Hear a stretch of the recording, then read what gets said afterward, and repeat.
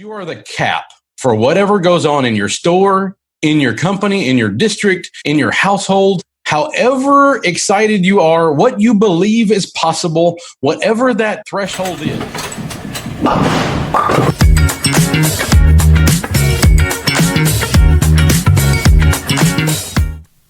Hey team, Jim Cripps here with the Charge Forward podcast, coming to you from Hit Lab Studios here in Nashville, Tennessee. Now, I've got a special guest for you today. This young lady came from working for somebody else, how often entrepreneurs do, to creating her own business, inspired by integrity and quality, all the things in landscape design. Please help me welcome Jessica Quinn. Hi. How are you? I'm good. How are you? Fantastic. Now, I love the name. Quintegrity. So did that just roll off, or did somebody help you with that, or how did the name come into play? Well, when I initially started thinking about it, I knew how important branding was going to be. Mm-hmm. Oftentimes in landscaping, you see companies that are named after the owner, after the founder, and so I wanted to get my name in there to kind of claim it, but I also wanted a name that was going to tell you how we were unique. Mm-hmm.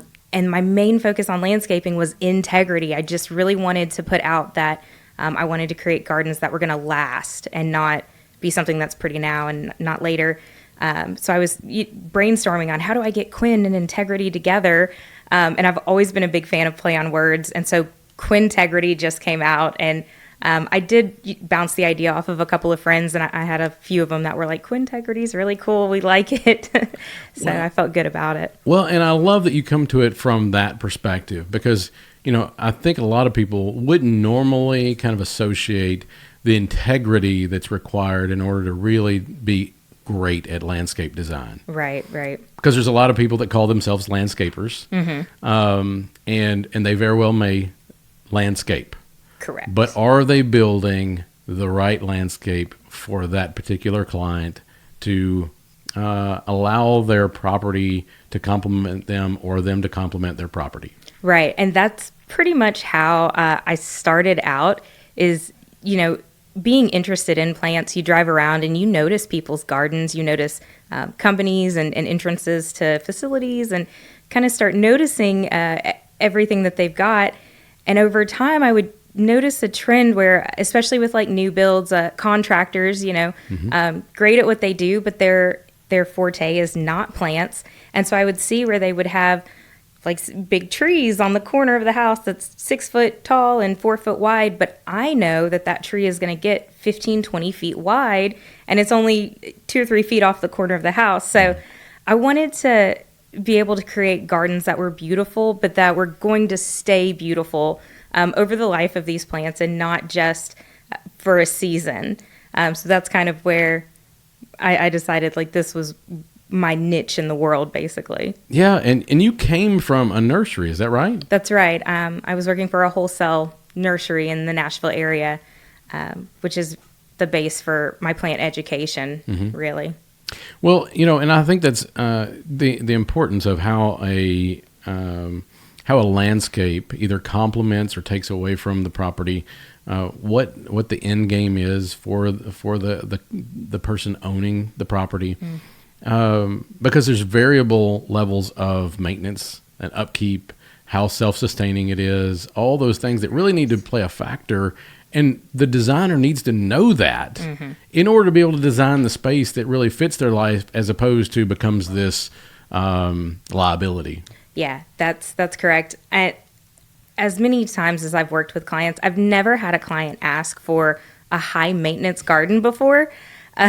So maintenance is definitely something to consider, as well as the individuality of this project. So mm-hmm. It's not just that you want it to be beautiful, but you want it to complement that individual, especially, playing off of other aspects of their outdoor spaces. So patios and pools and outdoor kitchens, and they want to have these spaces that they can utilize, and they also want them to be beautiful without becoming a burden, like you said.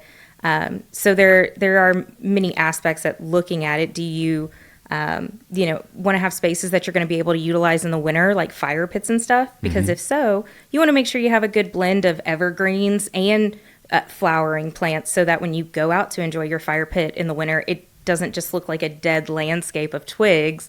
So you want to make sure you have a good seasonal balance as well as a balance within that individual's personal space. No, I love that because I wouldn't have even thought about the seasonality of it, but you do want a space that potentially you can enjoy year round versus Correct. a few key moments of the year. Right, that's right. So definitely something to consider, and it's something that people often don't. They'll even homeowners will go to Lowe's or Home Depot or one of your box stores and just see things that are pretty in the moment that have beautiful blooms, and not consider that in the wintertime it's just going to look like twigs. So you have to put something else in there to balance it out so you do have a nice seasonal integration going on. I will say that, at our first home, which we were there 12 years, we had installed a dwarf crepe myrtle. And I don't know if this is of all of them or if it was just ours. It looked fantastic about 20 days a year. And the rest of the time it looked like dead branches. Mm-hmm. Now, it became something that we actually enjoyed, but to anybody else, obviously it was not a selling factor. How much personalization do you end up, really getting to know the client to kind of make it theirs? Quite a bit, actually. So one of the things I really like to focus on in my company is the personalization of it. I spend so much time with my homeowners talking about colors, talking about how they like to spend their time outside, showing samples, showing, all the different options on what it could be. Mm-hmm. And I think that's a big part of why we're so successful is it's not uncommon in our industry, especially in the spring, that other landscapers get so busy that it's difficult for them to take an hour or 2 hours to sit down with a homeowner and talk about color options and talk about how big and how tall, and even like with your crepe myrtle, like what the management versus the pleasure of this product is going to bring. Mm-hmm. And I think by doing that, it does really allow you to make it something special for that individual.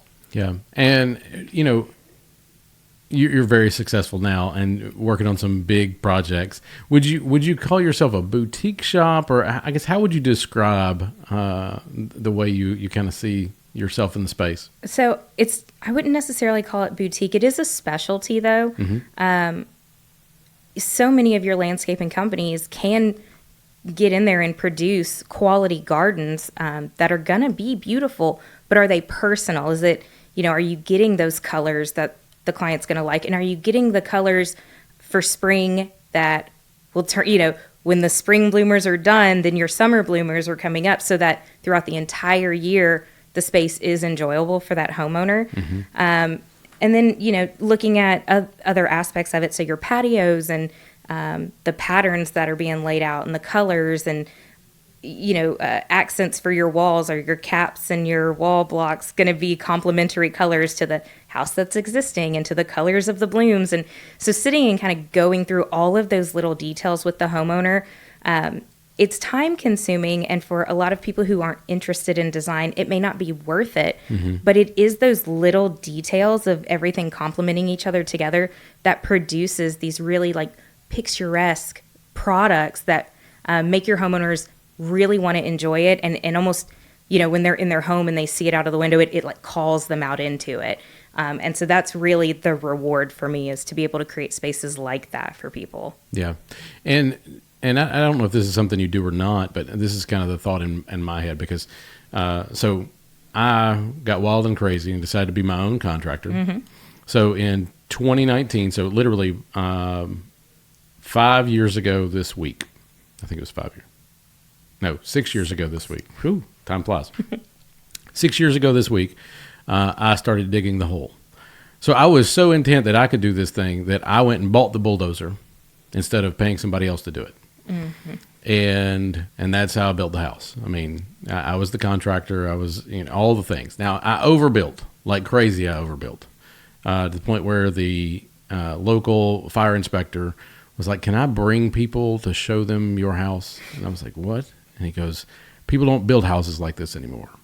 And I didn't really understand what he was talking about. And he goes, Jim, you have the safest place in Pleasant View. Like, if the storm of the century comes, I'm coming to your house. Please let me in.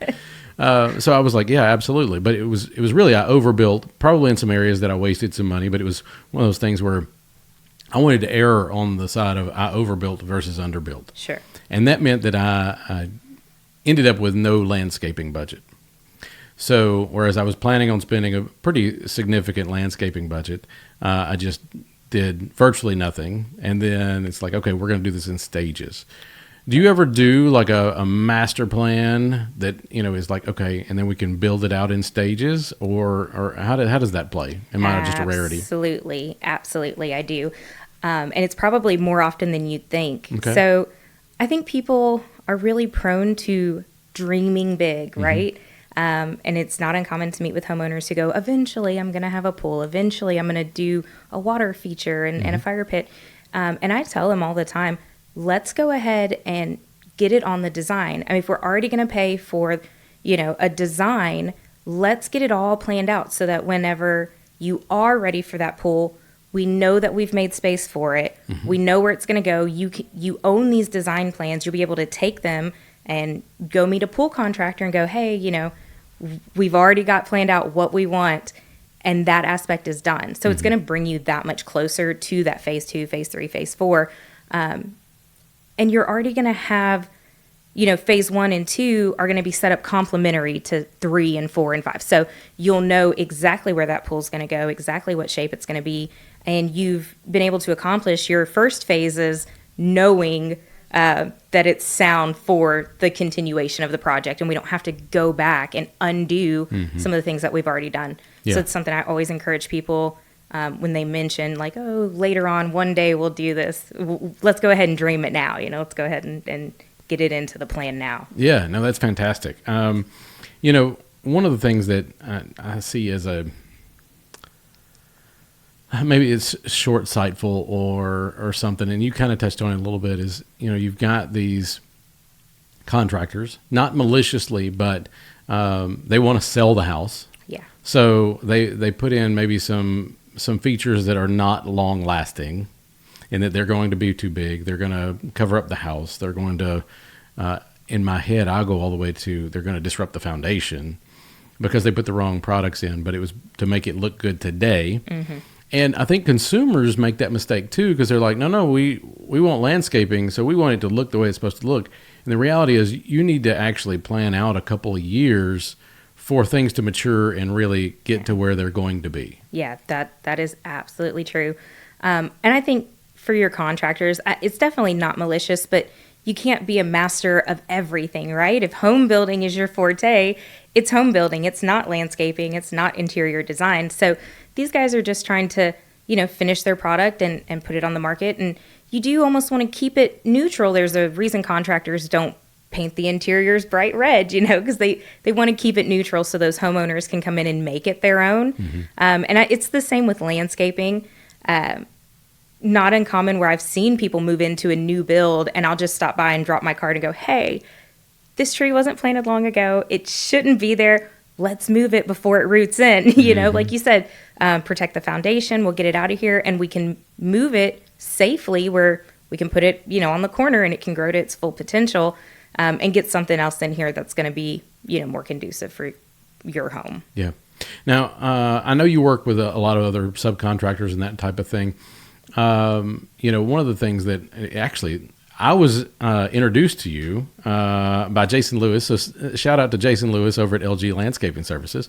And what I love about Jason is Jason knows his space, and he also knows where other people shine.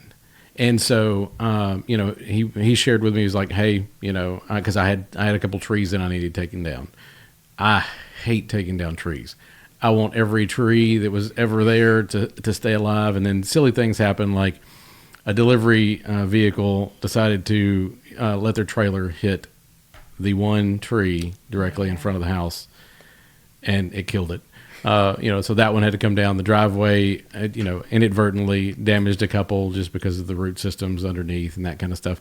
But how important is it that your network of people that you know that specialize in certain areas? How important is that to your business? I would say networking is probably one of the most important aspects to my business, for a multitude of reasons. I have landscapers who are like Jason, where they know this is their specialty. Their specialty is planting. It's bringing in the material. Their specialty may not be customer service or answering, mundane questions about flower shapes. So those guys are a great asset to me in bringing in clients, as well as vendors, networking with my vendors, keeping up on what the latest products are, some of the newest applications, or even getting text pictures from my vendors going, look at this innovative idea somebody did. That just gives you inspiration to be able to present to your homeowners outside the box ideas that make things unique. So across the board, networking is probably one of the most important. I probably network more than I market personally. Well, really, if you're networking correctly, it takes a lot off your plate when it comes to marketing. Yes. Plus, those referrals are so much more valuable in that, you're not competing on price at that point. I'm not saying that it's just carte blanche, but you're in a different field. Like, because somebody that has had a great experience or that already knows that customer is now referring you, it's like, no, we're bringing in a professional. Right. Yeah. So that's helpful. And again, networking with your clients as well, meeting their friends whenever they're having a new backyard party to welcome, to the neighborhood, and they want to show off what we've done and they invite us. We're there. We're definitely there. And, get to talk to their neighbors about how much they enjoy the space and to let them know, we were a big part of this. And so even networking with your clients is important as well. That's fun. I love that. And, that's why I know that you do a great job. And it wasn't just that Jason, introduced us, but you have so many people that do not want to be around their customers after the job is done. Right. And everybody knows what I'm talking about. Yeah. There are several contractors that are not allowed back on my property just because they didn't do what they said they were going to do, or they didn't do it to the level in which we discussed. Right. And then there are some that if they needed a place to stay, they could come to my house. Right. We are great in that regard. What are some of the unexpected challenges that kind of hit you? I know, and there was a pretty big one, and I think this is going to ring true to a lot of people. Yeah. So there's always unexpected challenges. When you first start out, some of the smaller ones were just learning how to delegate. And in that process of trying to learn to delegate, I entered into a business partnership with somebody. I had met them and knew them vaguely on a personal level, and they were super enthusiastic and encouraging about the business, something they were really interested in. And so we entered into this partnership and then found out on a more personal level that we were completely opposite in, management styles, in vision for the company, in communication styles, just complete polar opposites. And so that ended up, kind of creating a lot of animosity within the company, which is so difficult to deal with on a daily basis, right? Because you've got so many other aspects of business that need your attention. The last thing that you need is internal controversy. No reason to make business harder than it already is. Right. And it doesn't necessarily, it's not malicious, because at the end of the day, everyone's trying to help grow the company and everyone's trying to be successful. It's just, within too small of a space, too many chefs in the kitchen. And so that was probably my biggest, my biggest surprise as far as difficulties I ended up facing within the company was not a well planned out partnership. Yeah. Well, you know what? I think part of it is when you're getting into entrepreneurship for the first time, you're a little unsure of yourself. So it seems more reasonable that you would have a partner. Right. Although often it is the exact opposite. Right. The worst thing you could do is have a partner. Right. Because you end up with that internal conflict that has nothing to do with we're actually trying to grow the business. It is just this rub of we both want different things. Right. And I would say even, especially for me in that situation, it was my first company, so I was a very young entrepreneur.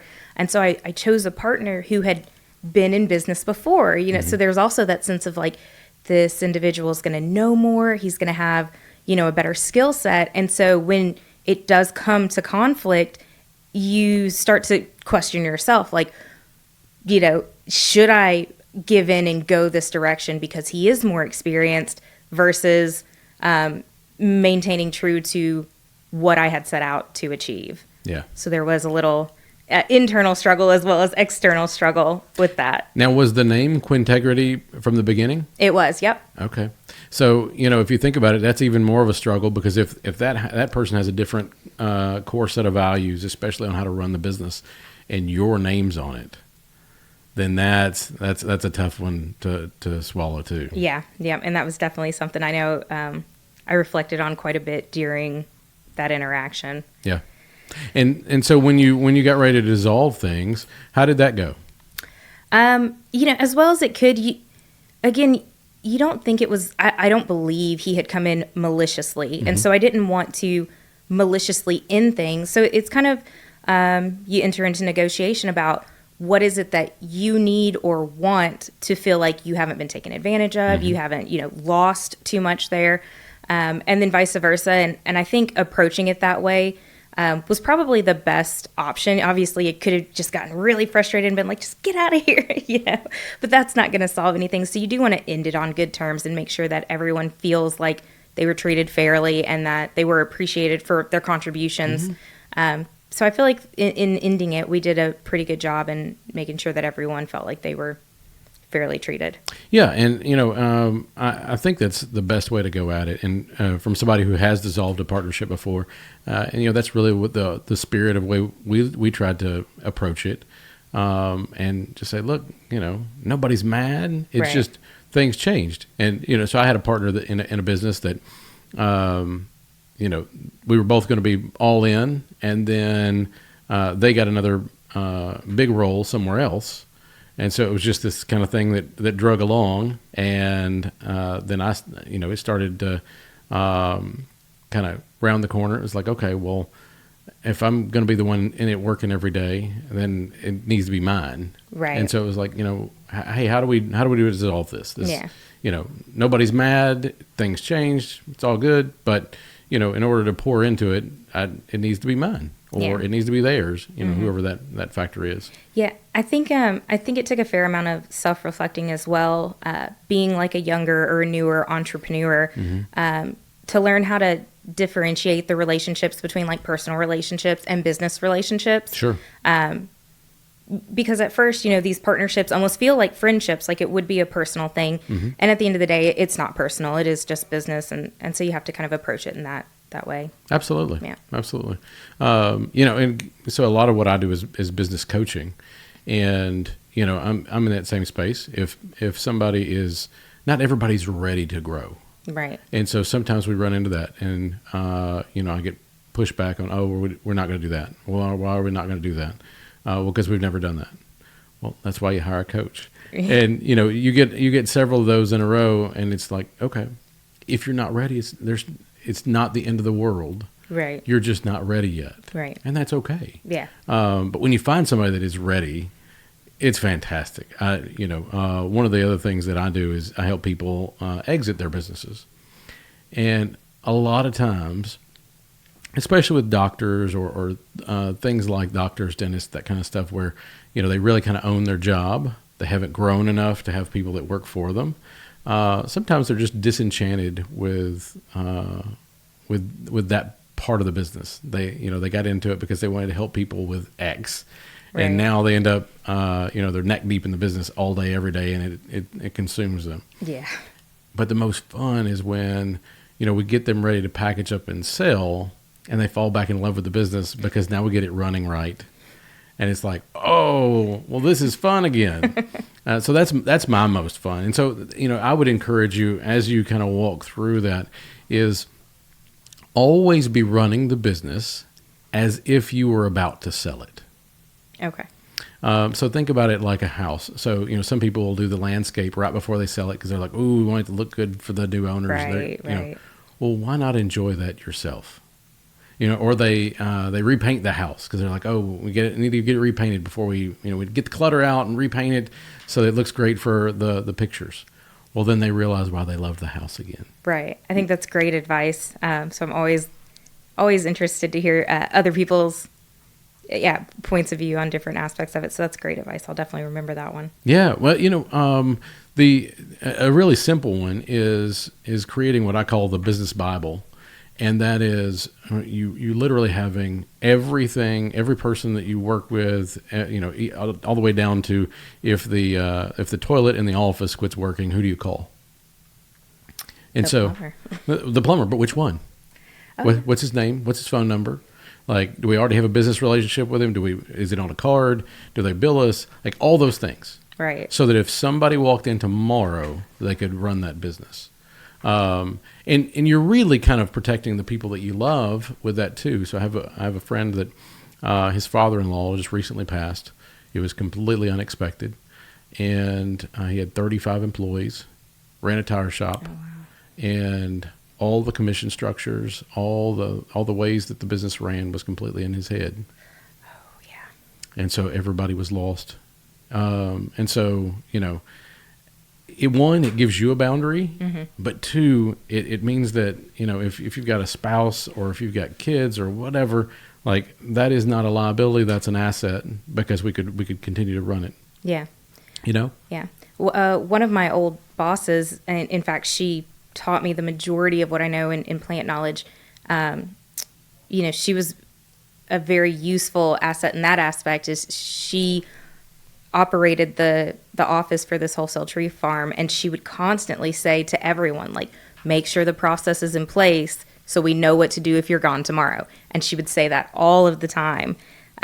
So it's kind of a similar approach, as she would ensure that everyone that was starting something new or kind of creating a new way made sure it was written down and accessible for other people to help figure out. So I love that you have that background. Yeah. Because so many people don't. So tell me, what was the catalyst kind of between you're working for this nursery? Obviously you learned a lot about how to run a business. I love that your mentor or the owner of that company had that mentality, because I will tell you, I'll guarantee you she is saving you some pain currently. But what was the catalyst? How did you go from that mindset of I work here to I'm going to own my own business?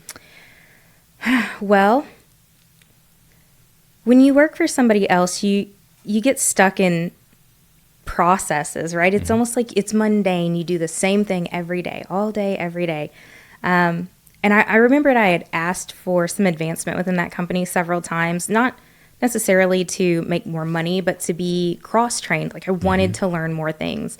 And I've always been like that. Like I absolutely love learning new things. I feel like there's not enough in the world for me to know, And I had stayed with the company for years and was kind of always told, like, we'll cross-train you later, not like now's not the right time. And I probably got 3 of those in a row over an 18 to 24-month period. And so I really started just thinking, like, I want more out of life, And so I started talking to some friends about it. And, of course, all of my friends are so encouraging, like, oh, you can do it. But there was always, the fear in your stomach of what if I jump and I don't fly? Then what? Am I going to start somewhere new at the very bottom? I've built so much of a reputation with this company.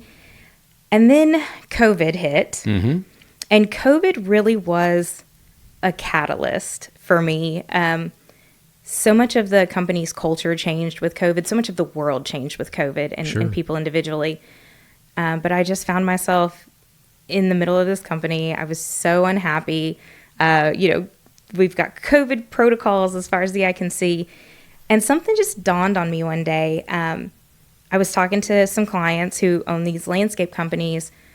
And I realized, like, these people are just normal people like me. They're not exceptionally knowledgeable. They're not exceptionally, they don't have anything super that I can't achieve or that I don't have. And so that was a big part of it is realizing that all of these business owners are just regular, everyday people like me.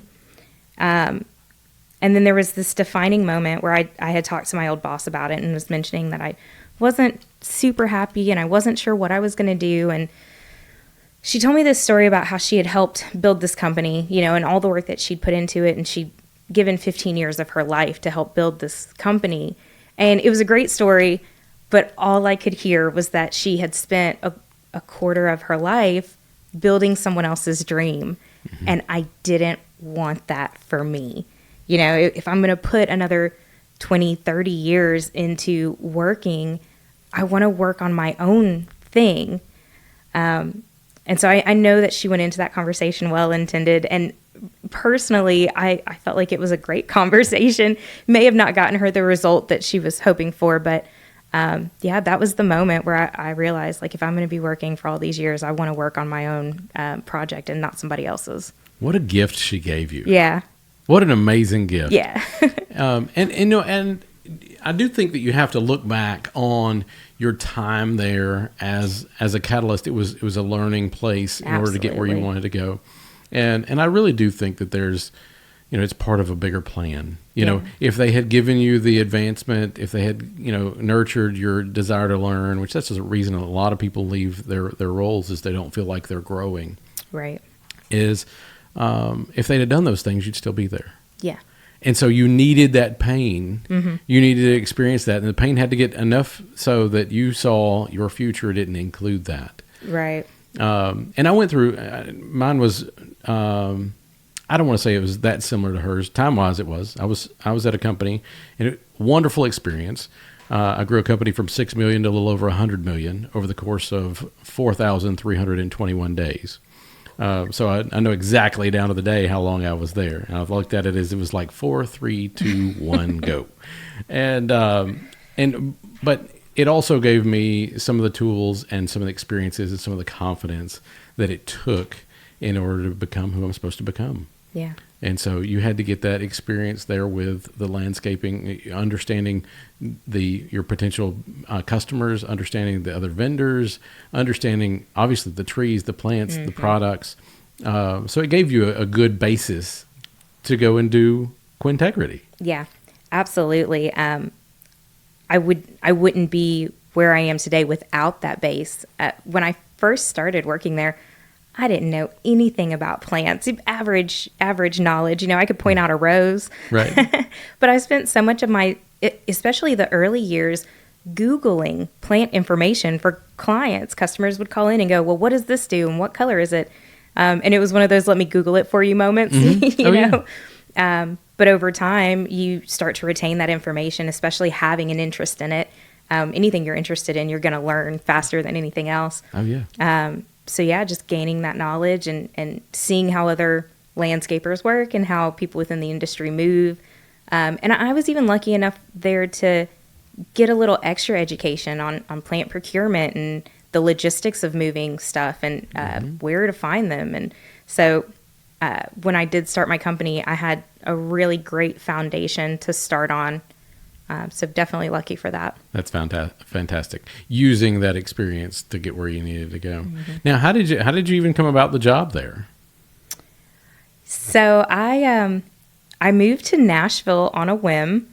I was 27 and I had been living in a small town, and I had been in a relationship that was kind of like a high school sweetheart type situation. Mm-hmm. And when it ended, I just didn't want to stay in that little town. It was almost like that relationship was the only thing holding me back. Too many reminders there too. Yeah, and not a lot of opportunity. Mm-hmm. So as soon as that ended, my first thought was, what's the closest, biggest place I can get to? So that was Nashville. And I had some friends here. So when I first moved to Nashville, I had a friend that kind of gave me a stepping stone and was like, we've got an extra room you can crash in until you figure it out. And he had been working for a sister company for this nursery mm-hmm. As like an irrigation tech. And he was like, if you need a job, I can get you a job landscaping. It's probably not going to be, a long-lasting thing. It's not a common industry for girls. Understandably, it is extremely laborious. And so I started doing this landscaping job, and almost immediately I knew I liked the industry. The labor part is very difficult, but getting to see some of these beautiful gardens they were working in, I loved it. I loved walking through the gardens. I loved learning about the plants. And it wasn't long after that an office position opened up in the nursery portion versus that landscaping company. And so I talked to them, and I talked to my boss at the time and was like, I really want to be over here. Of course, my boss was a man in the industry, and he knew that it wasn't ideal for girls. And so he gave me his blessing to move over. And the nursery took me in, and that's kind of how I ended up there. Yep. That's cool. Yeah. That's cool. So, I mean, again, it might seem random, but it really brought you to where you are. Yeah. Yeah, absolutely. That's fantastic. You know, who would you say has been a mentor for you kind of throughout this process? There have been so many mentors. I feel like you have to be a very humble individual in life, and you have to acknowledge that you can learn something from almost anybody. And so that's definitely held true for me. It's rare that I meet someone that I don't learn something new from. So at the nursery, definitely my two original bosses, the one I've mentioned a few times, and there was a gentleman who ran the nursery, the outdoor portion, versus the lady kind of ran the indoor. Both of them were so knowledgeable in the industry that it was really inspiring. And I even remember kind of looking at them and being like, these guys are amazing. Like, they know so much. And even they would tell you, like, there's so much more to know. You know, as knowledgeable as they are, they feel like they were barely skimming the surface. So I feel like they were really great mentors. And then when I did venture out on my own, when I finally left, I had several of my previous customers who reached out immediately and were like, we'd love to either have you with us, or we'd love to have you shadow us and just come see what it's like to actually put into practice what you're trying to do. There was a designer in particular, an older lady, who almost immediately took me under her wing. And so that was super helpful when I'm shooting for the stars, to actually see it put into practice, to go with her and see how she would interact with her clients and how her processes worked. So those were all very, very helpful in bringing me to where I am today. That's super cool. That's super cool. You know, because a lot of people would see that as, well, I'm not going to train a competitor or something of that. Yeah, absolutely. Whereas, you know, really kind of across the board, if you look at the ones that are just masters in their field, they give away the knowledge. They're not worried about you being a competitor. They look at it as it levels up the field. Yeah. And so that's fantastic. What a great mentor to have come into your life there. Yeah, absolutely. I think it's neat too. One thing I say all the time is people who work in this industry are some of the happiest people I've ever worked with, which I love. I've worked in several industries, and it's rare that you come to work every day and the people in this industry are laughing and joking or just singing while they work. So people just really love this industry. It's a happy industry to be in. And I think when you work like that, when you just tend to be happier, you have more of a connectivity with people and like wanting to help and wanting to be encouraging.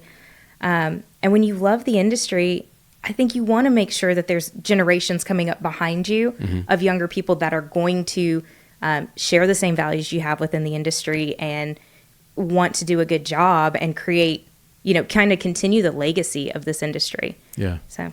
No, and I see the same thing, specifically with Jason, just this morning, he shot me a message, was like, it's going to be a great podcast today with Jessica. And he shared a Bible verse. I don't remember which one it was off the top of my head, but it was basically kind of twofold. It was one, to build a life working with your hands is to build a quiet life, and not to mean a boring life, but a life that is absent of maybe it's the kind of the idea of there's not enough, or the drama. To have peace in your life. Yeah. And I think all too often, there's nothing is enough. There's no contentment in the world, and I get it. I'm driven, and I have absolutely caused some of that in my own life. But at the same time, as I get older, I see like, I can show gratitude for what I have and still be driven. Right. So I agree. I do think there's something peaceful about being in this industry. Oftentimes in other businesses, what you do is what you do, and then it's done. Mm-hmm. And there's an old saying, I can't think of the exact expression, but it's something about old men who plant trees whose shade they'll never sit in. Mm-hmm. So there is something about this industry that, yes, we're providing a service for people and, making homes beautiful and helping people have spaces they enjoy, but we're also giving back to nature. And I think people have really gotten away from their connectivity with nature. I think people tend to view the world as nature's outside and we're inside, mm-hmm. but we're all supposed to be intricately connected. Sure. And so I'm not just building gardens for people, but I'm also planting trees whose shade I'll never sit in. And it is very humbling and easy to appreciate that aspect. And I think Jason gets it as well. And the same thing with, working with my mentor, Lois, by having somebody like that who took the time to teach me, it taught me how important it is to continue that. So like I work with Jason. Jason's got questions for days about plants and this and that. And it's humbling to pass that down as well, mm-hmm. in the way of, who is Jason going to teach later on? Whose shade will I never sit in that I can continue to send that down? So all of that is it's very wholesome and it's very humbling, and kind of industry specific to a certain point. So. Yeah, no, I love that. I love that just that thought, and the mentality of paying it forward and to share with others and those types of things.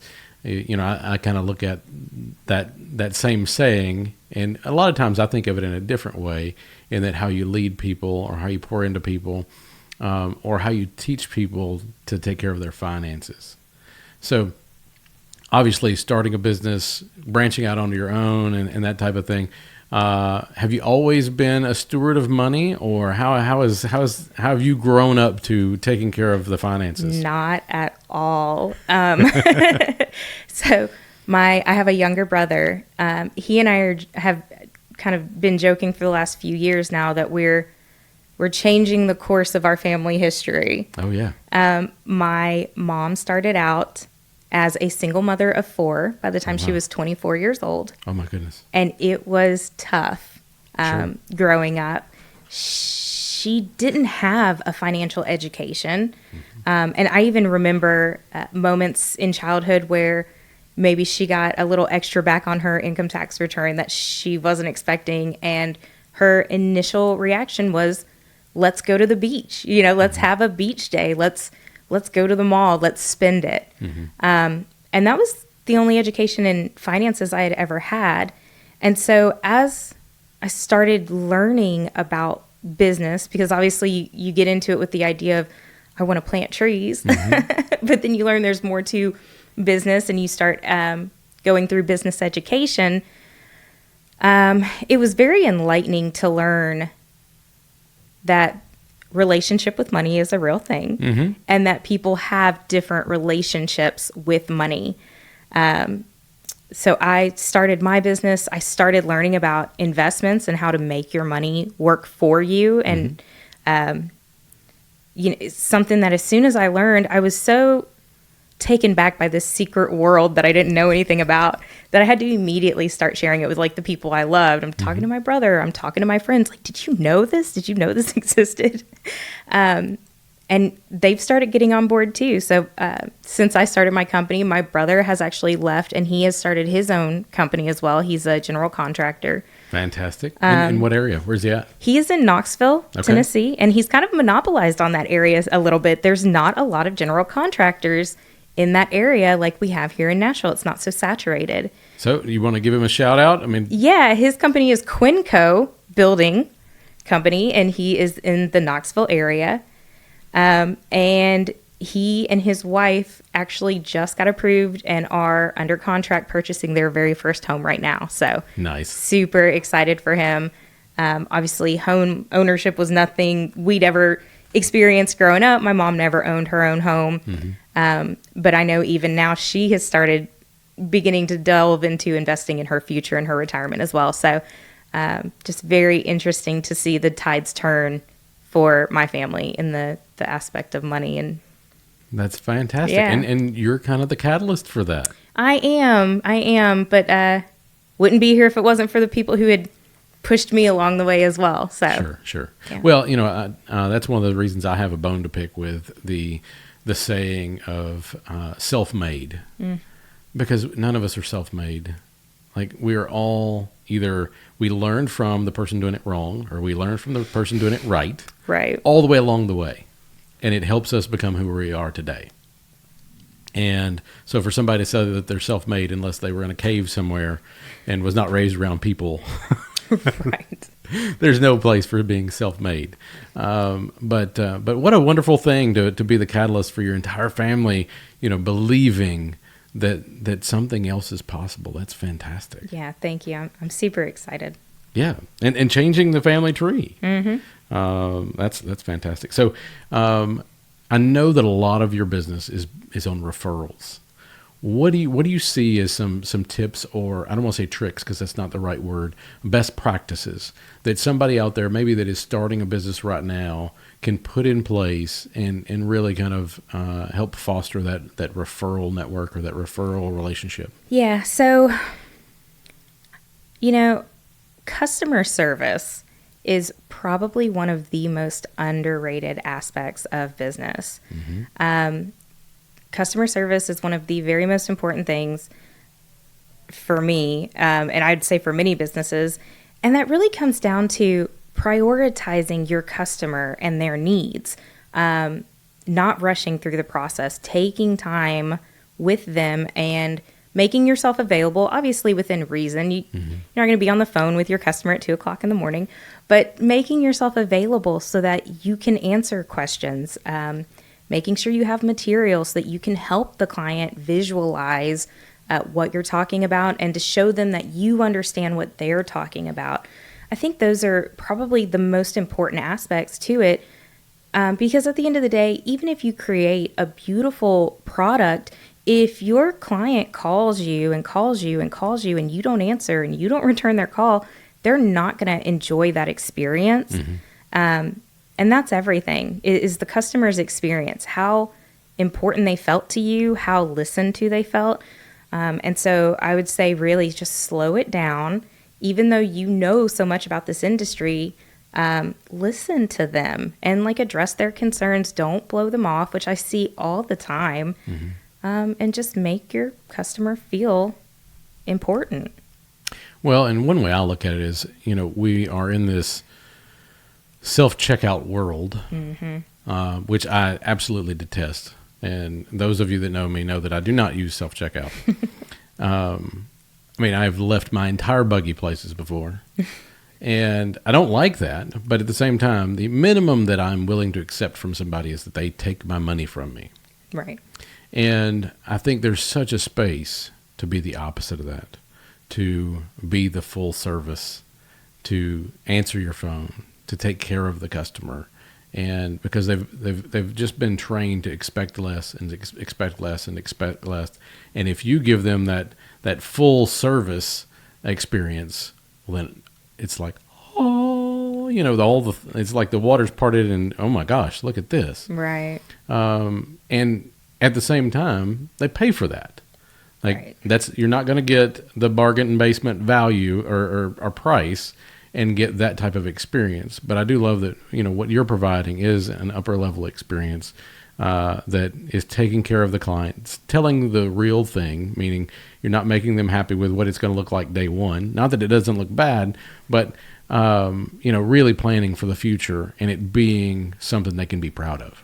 Yeah, absolutely. Setting expectations for your customers are so important, and absorbing a lot of the hassle of the process. So, if I am going to bring in a pool contractor and, landscape installers and this and that, I filter out a lot of the frustration for the homeowners so that the experience is enjoyable beginning to end. And I'm not just bringing to them issues that we're running into, which happens on every job. It doesn't always go exactly how you plan. But instead of bringing them a frustrated pool contractor, I can bring them a problem with 3 solutions and let them pick what makes them happy. So that it is a lower stress situation, and they can enjoy the process. And I agree with you. I know some of the younger generations are more comfortable with the lack of interactions that we're having, but a lot of people my age or older who grew up in a world where we were more connected, they want to feel that. And obviously you're never going to feel connected to a screen or to a monitor or to a prompter. They want that one-on-one interaction that makes them feel like they're valuable. Well, I think we kind of got in COVID, kind of the same catalyst for you starting your business. We kind of got desensitized to the lack of connection. And in a lot of ways, people are starved for it. Mm-hmm. And so when you reintroduce them to an actual connection during the process, they're like, oh, this is what we've been missing. and they really love it. And it gives them the confidence to then go, no, that's what I want in everyday life again. I want that connection. I want this relationship of really kind of, allowing me to experience it through the process. Yeah, absolutely.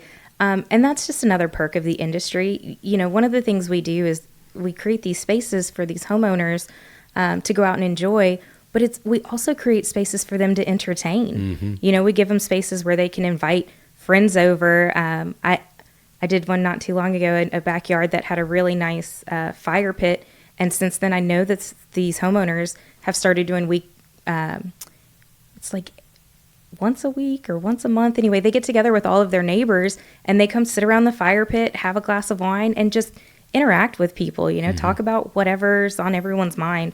And so that is nice too, for people to have space to entertain, and it's so important for them to get back to those pre-COVID connection days.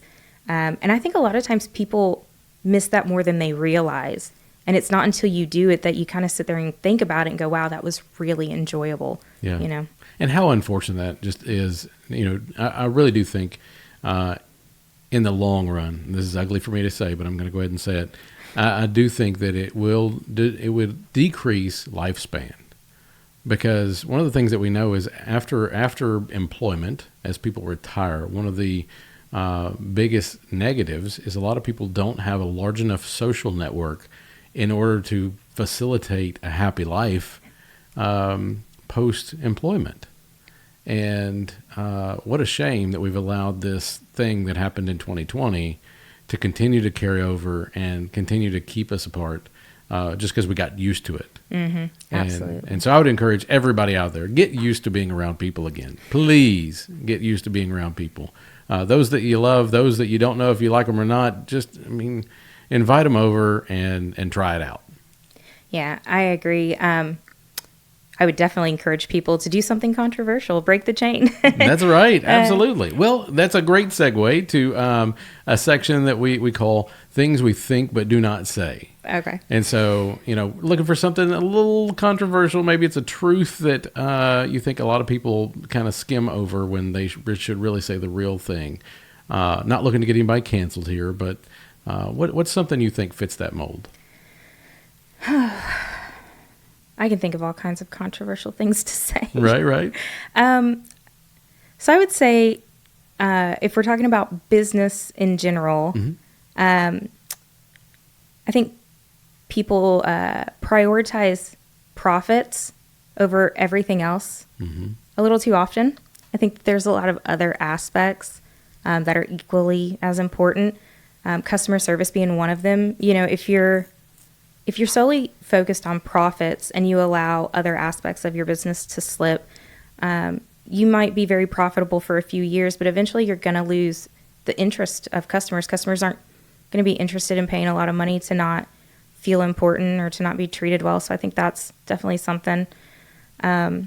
Industry-specific controversy, I think a lot of people don't know that landscapers are not plant people often.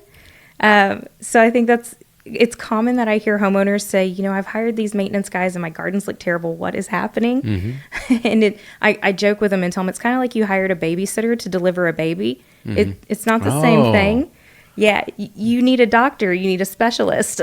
So these guys are great at mowing yards and trimming hedges, but if they can't identify all of the plants in your garden, then they don't know what each one needs specifically. Mm-hmm. So I think those are, some pretty controversial. No, I think that's great. Well, I do think, especially with the first one, if you're not providing a service that is above par, somebody else will. Mm-hmm. And that's regardless of industry. And then at the same time, it kind of goes to, everybody wants a great deal. But in the long run, if you spend a little more to get the expert, in the long run, you're going to benefit. And so I think there's a difference between a landscaper and a landscape design. Yeah, absolutely. Right. And it's how specialized that is. And then that's when you really get to talk about what does it look like in a year? What does it look like in 5 years? And what does it look like in 20 years? Do we have the right plants? Is this going to be something we're going to have to redo? Mm-hmm.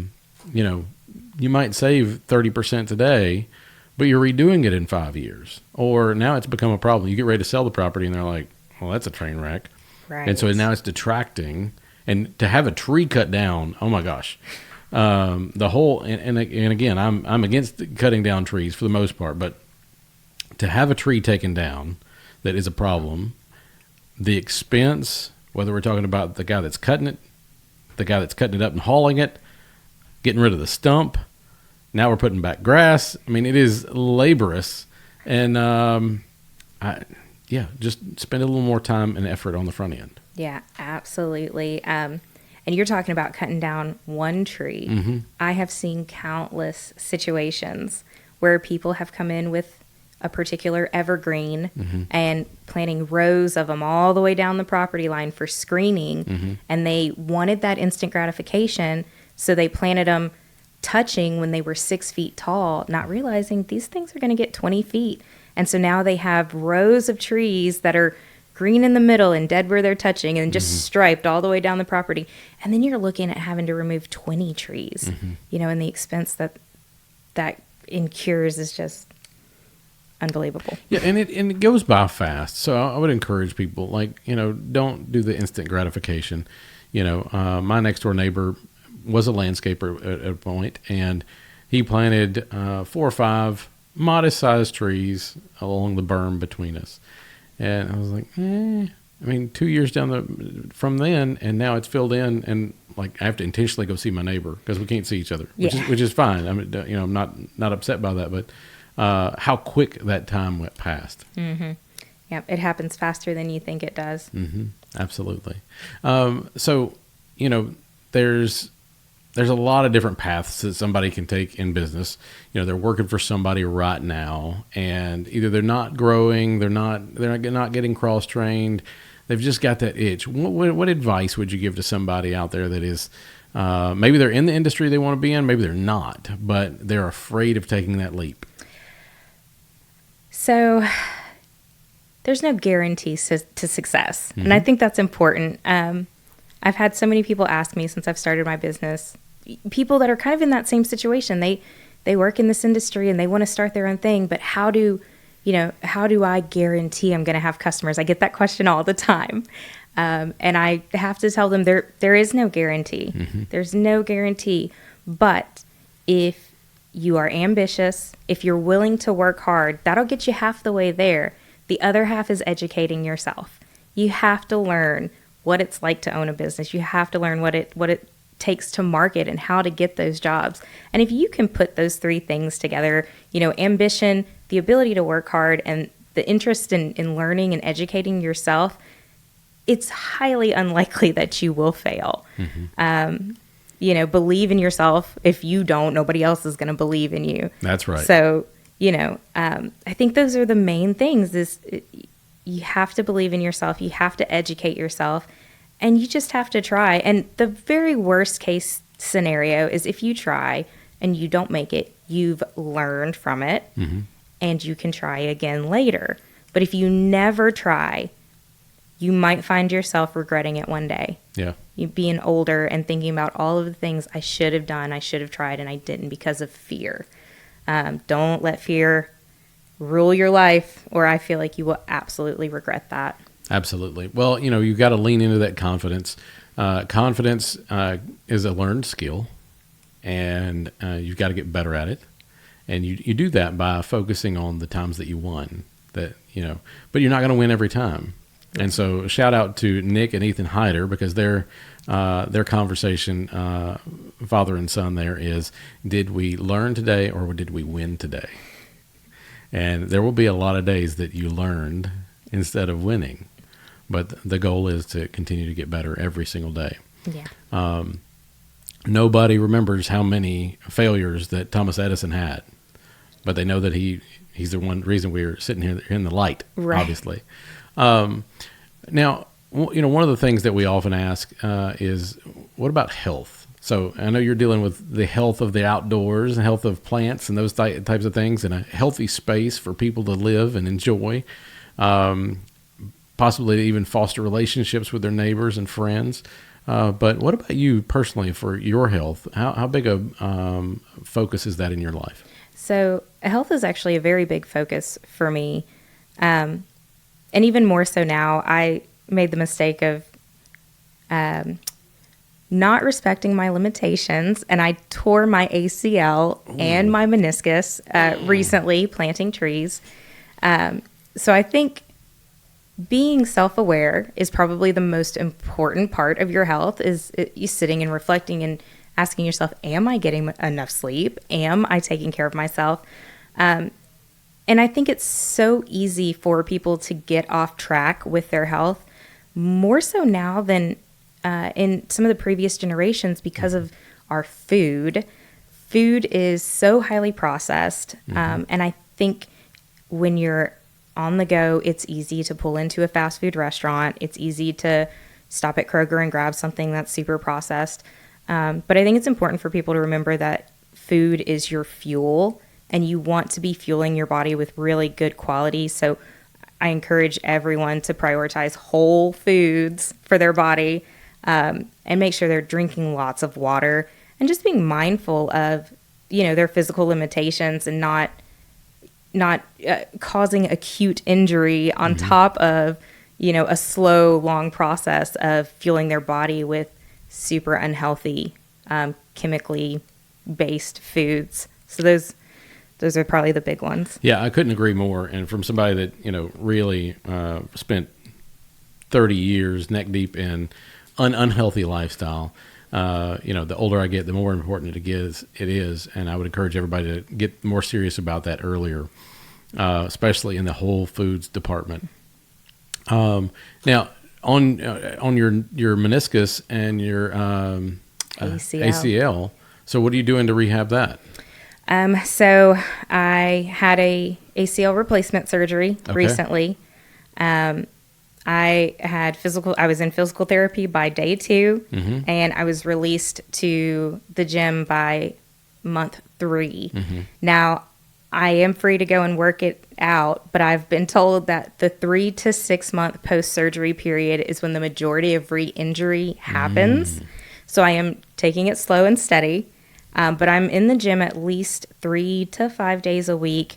And I start slow, start on the bicycle and just get it moving to warm it up, stretch it out, and then I can go from there and try to help rebuild the strength of my hamstring, which is, where they cut a piece of hamstring to rebuild the ACL, and so it's very weak right now. And so is your ACL completely torn apart? Yeah. Oh, wow. Yeah. I give everything 100%. That's a tough one right there. And so what gym do you prefer? So I prefer a gym that is locally owned. I like to support smaller businesses. So I personally stay away from the Planet Fitnesses. Oh, yeah. The gym I'm going to is Get Fit Anytime, which is over off of 8th Avenue. And it gives me access 24/7. There's also the perk of it being, again, it's a slightly more expensive gym versus some of the others. Sure. And that helps this time of year more than anything, we have what I like to call the resolutioners coming in. Oh, yeah. And so, people first of the year, they've got that New Year's resolution to lose weight.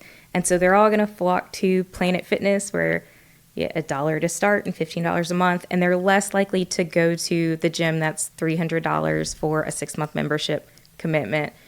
So that does help to kind of keep it easier to access. It's for people that are more serious about it. Yeah. A long-term commitment versus a flash in the pan.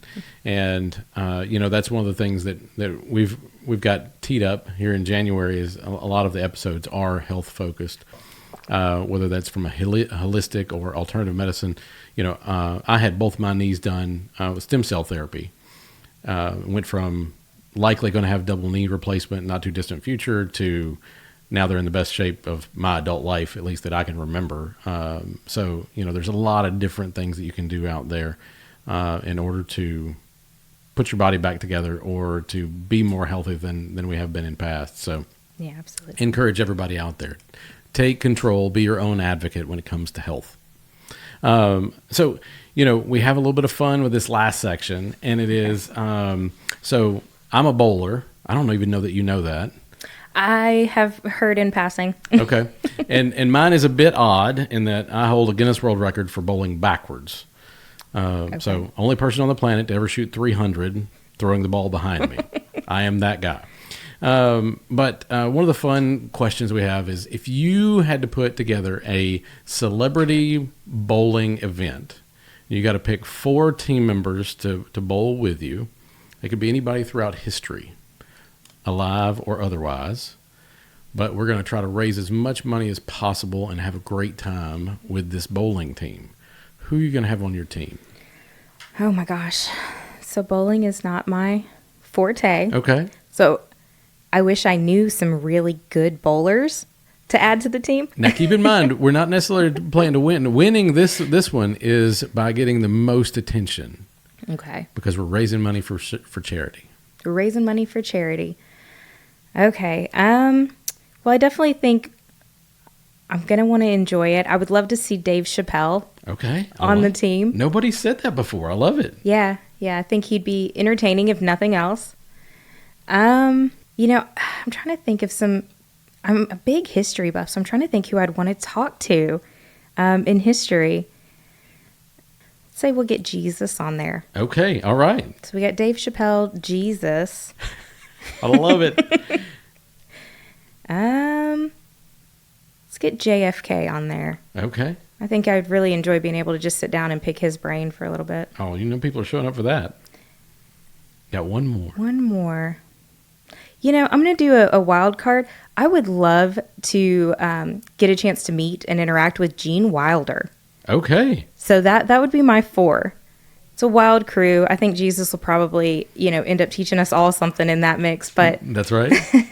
Those would be my top 4. Okay, so it's you, Dave Chappelle, Jesus, JFK, Gene Wilder.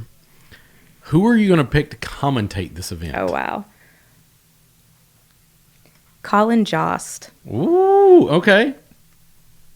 That's from Saturday Night Live, right? Yeah. I love it. Well, that's a fun exercise to see who people want to hang out with and who they think would be a good fit for that. And it's always interesting to see. Some people, actually, your list is new. Nobody on your list has been picked before. Nobody's picked Jesus before? Nobody's picked Jesus before. You should do one of those long stares into the camera. I know, right? Now, and some people put more thought into this. Some people don't. So it's not a bad thing if you haven't. But have you put any thought into how you want to be remembered? Yeah, so I would like to be remembered as somebody who was compassionate enough to take time to help others. Somebody once told me that to them, success was being able to take care of themselves and having enough left over to give back. And that really resonated with me. I thought it was a beautiful way to live life. And I definitely found it inspiring. And so I think I would like to have a similar story, that I did well enough that I was able to take care of my stuff, but then was compassionate enough to want to give back. Well, I think that ties directly into your saying there with planting trees that you'll never enjoy the shade from. Yeah. That's that's fantastic. great. Yeah, thanks. I love it. Well, Jessica, how do people find you? How does somebody start to work with you? What's the best way for them to get in touch with you? So the best way to get in touch with me is through my website, which is quintegritydesign.com. You're going to find all kinds of information on there, portfolio pictures and direct access.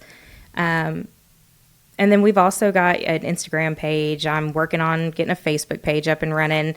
I've been a little slow to the Facebook game, but I've also got a LinkedIn profile now as well. And all of those are tied directly to me, so you can access me through any of those outlets. Okay, and if you will spell the URL so that everybody gets it. Sure. So Quintegrity is the word integrity with a QU in front of it. So it's QU integrity, and then the word design.com. Okay, I love it. Well, team, thanks so much for joining us for this episode. A special thanks to Miss Jessica for joining us in the studio and sharing how she went from an employee in what seemed like a random kind of path to a business and has turned it into something fantastic here in Middle Tennessee. And her clients, the spaces that she's building, you gotta check it out, because it is not a flash in the pan. It is not cookie cutter or builder spec. It is absolutely fantastic outdoor spaces for you to enjoy your life with the people that you love and the people that are around you.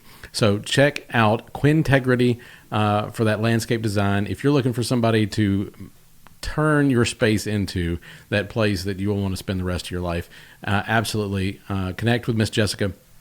And I hope you enjoyed some of the nuggets that we shared along this path with going through being an employee to kind of having a great conversation with someone that really kind of spurred that leap into entrepreneurship. Until next time, I'm Jim Cripps with the Charge Forward Podcast. We'll see you later. Team, is Jim Cripps here with the Charge Forward Podcast. I just want to tell you I love you. I appreciate you listening. I appreciate you for subscribing and sharing the Charge Forward Podcast with people you know and you love, because that's what we're here for. We are here to share the amazing stories, the things that people have been through, the ways that they were able to improve their life, so that you can take little nuggets from theirs and help improve your story and be better tomorrow than you were today. I hope that this is the tool you needed at the right time, and that you find value in the amazing guests that we bring each and every week. Thanks so much, and don't forget, new episodes drop every Thursday.